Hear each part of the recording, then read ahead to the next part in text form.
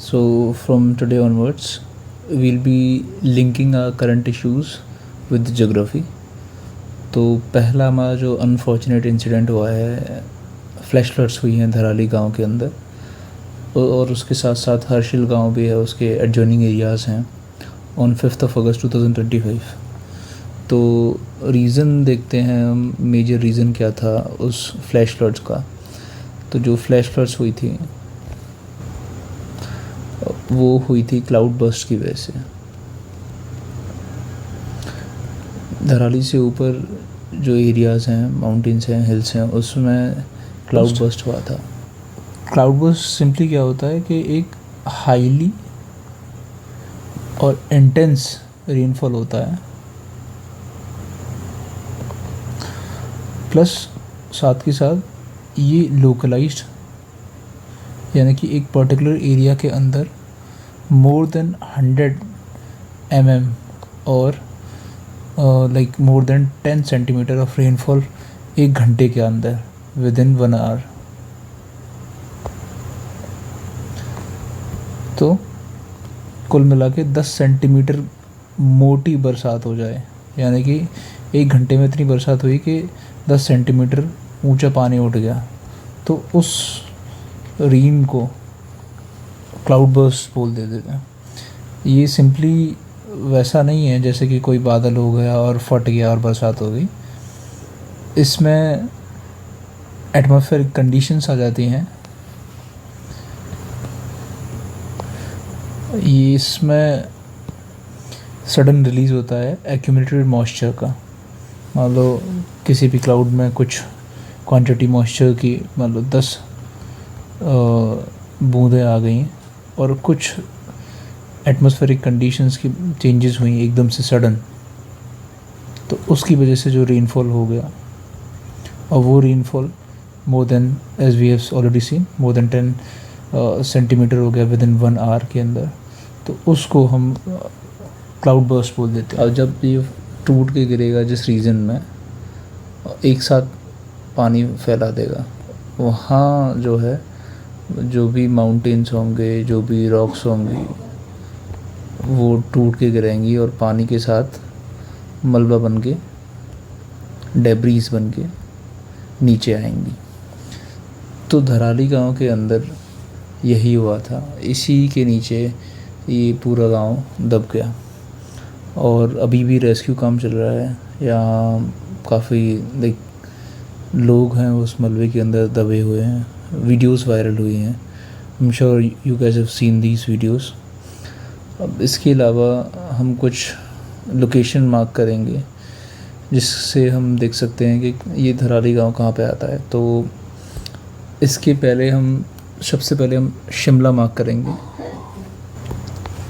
तो if you guys can see this point on going towards the western side on the line from the mid of Jammu and Kashmir to Kanyakumari. Here it's Kanyakumari. ठीक है, तो इस line पर हम जाएंगे और अपना शिमला मार्क करेंगे। So this is Shimla.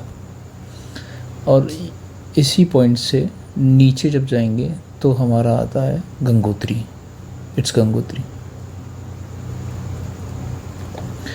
यहाँ हमारा आता है उत्तरकाशी।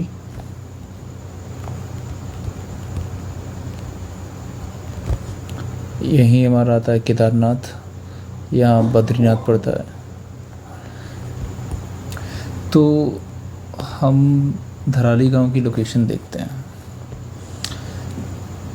ये उत्तरकाशी से होते हुए ऐसे रास्ता गया है गंगोत्री के लिए, और इसी रास्ते पर पड़ता है एक टूरिस्ट स्पॉट है, ये धराली गांव।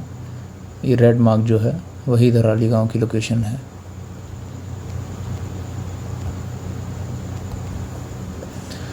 हर्षिल, धराली और सारे जो एरियाज़ हैं इस रूट पर पड़ते हैं।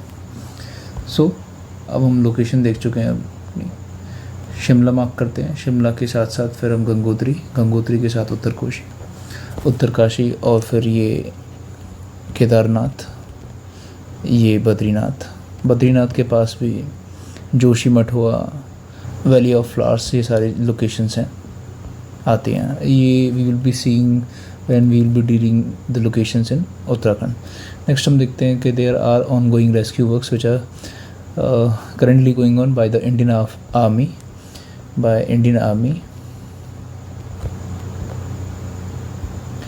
and Indian Air Force. So they are the main lead in these rescuers. So also Hindu reported that the rescue operations, they are gathered pace on Thursday, and there has been some improvement in the weather as well, but like more than 270 people stranded in different locations in the same district because of these flash floods and debris. Also there were more than 50 or 100 around civilians जो कि missing हैं। साथ के साथ काफ़ी like 9-10 के करीबन कुछ पर्सनल हैं जो कि मिसिंग हैं। जूनियर कमीशन्ड ऑफिसर्स हैं जो कि हैं आर्मी के। इसके अलावा इसरो ने एक सैटेलाइट इमेज जारी करी है। You guys can see this on the official website of ISRO, जिसमें इसरो ने एक लोकेशन मार्क करी जो कि 2024 की पिक्चर थी, 13/6/2024। इसमें हम देख सकते हैं this was Bhagirathi, this was Dharali village. Let's just see the bigger picture. तो 2024 में ये भागीरथी जो गंगोत्री से आ रही है, फ्रॉम गंगोत्री, ठीक है, और ये धराली गांव था जो कि एक टूरिस्ट स्पॉट था। ये खीरगत रिवर है, ठीक है, यहीं से जो वो डेब्रीज जो है वो आया है। क्लाउड बर्स्ट इधर ऊपर से हुआ है, ठीक है। अब हुआ क्या, यहाँ से जो डेब्रीज आया है और ये भागीरथी का रास्ता है, ठीक है। अब नेक्स्ट, अब की जो पिक्चर आई 7/8/2025 की, 7 अगस्त 2025 की, ये पूरा जो है डेब्री है रॉक्स का, पूरा मलबा जो है वो भागीरथी के रास्ते में ऐसे ये फैन बन गया, फैन शेप्ड अलूवियल बन गया है, ठीक है। अब ये पूरा रास्ता रोक चुका है भागीरथी रिवर का। इसकी कंसिक्वेंसेस क्या होंगे इसके? पहला तो एक लेक क्रिएट हो जाएगी। तो पहला कंसिक्वेंसेस, जब भागीरथी का फ्लो रुक गया तो लीक क्रिएट हो जाएगी, एक काइंड ऑफ वाटर अक्यूमुलेट होगा, पार ही नहीं कर पाएगा इस रीजन को। उससे क्या होगा, फर्दर जो ये रीजन है वो फ्लडेड हो जाएगा, डिस्ट्रक्शन होगा। यहाँ पर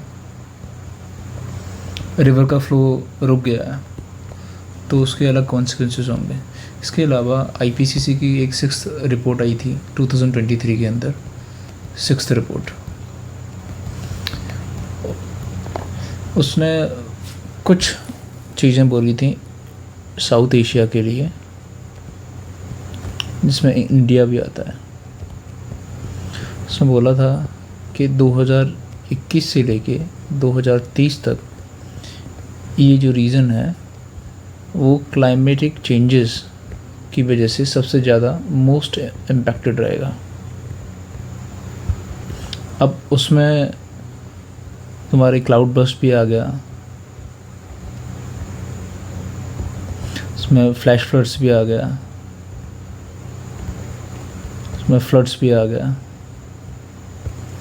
उसमें फायर्स, फॉरेस्ट फायर्स आ गया, सारी चीज़ें आ जाती हैं एक्सेट्रा, ठीक है।